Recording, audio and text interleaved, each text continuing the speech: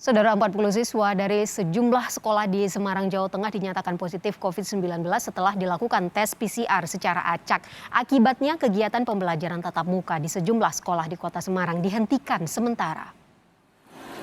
Penghentian sementara ini dilakukan selama sepekan mulai dari Senin hingga Jumat besok.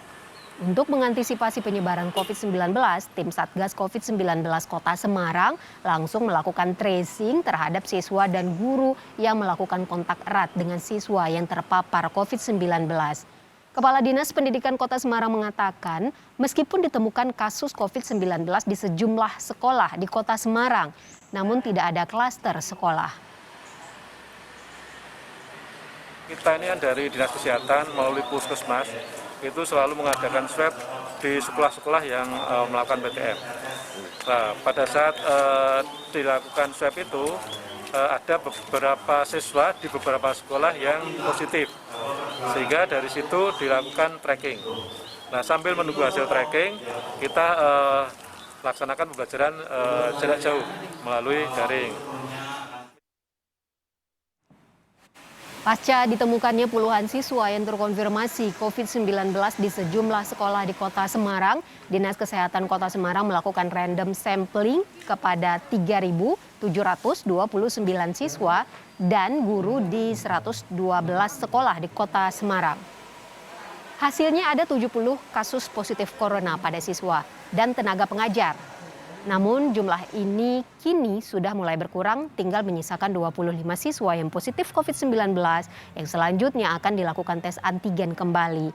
Kepala Dinas Kesehatan Kota Semarang menyebut siswa yang terkonfirmasi merupakan penyintas dan tes PCR masih mendeteksi virus corona. Terkonfirmasi sebagian besar adalah mereka, atau bukan sebagian besar ya, semuanya adalah OTG. Semuanya OTG dan alhamdulillahnya city value-nya juga tinggi. Ada sekitar 58 anak yang city value-nya itu di atas 35.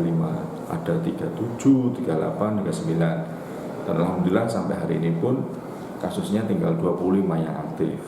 Jadi masyarakat Kota Semarang tidak perlu cemas bahwa di antara yang kemarin terkonfirmasi memang ada, dari analisa kita adalah penyintas, dan ini yang menyebabkan ketika dilakukan swab PCR selubung virusnya itu masih kebaca di mesin tersebut.